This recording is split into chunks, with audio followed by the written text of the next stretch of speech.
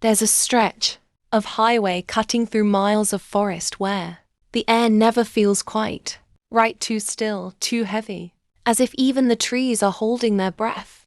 Locals call it the endless road, because no matter how many times you drive it, it always feels longer than it should.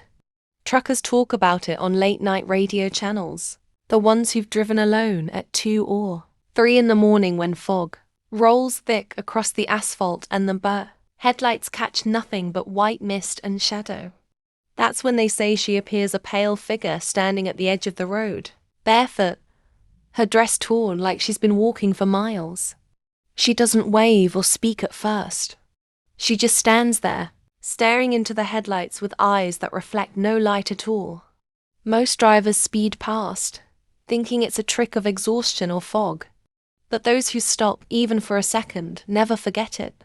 One driver told how he slowed down, thinking she might be hurt. When he rolled down his window to ask if she needed help, the woman turned her head just slightly, and in the rearview mirror he saw her face a blur, as if the fog itself were shaping her features. He blinked, and she was gone.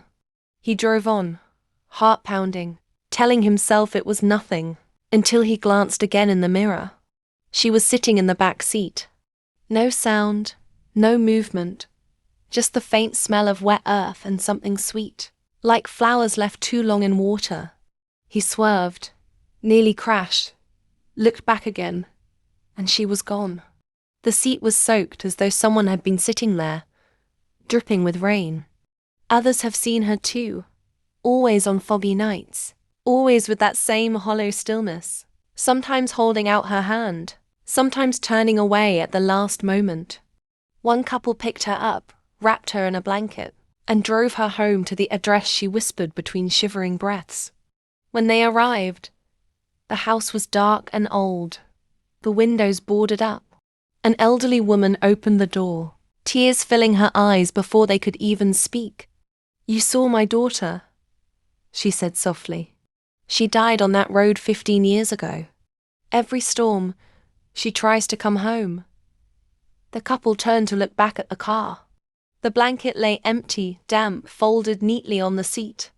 Since then, that stretch of highway has carried the scent of rain even on dry nights.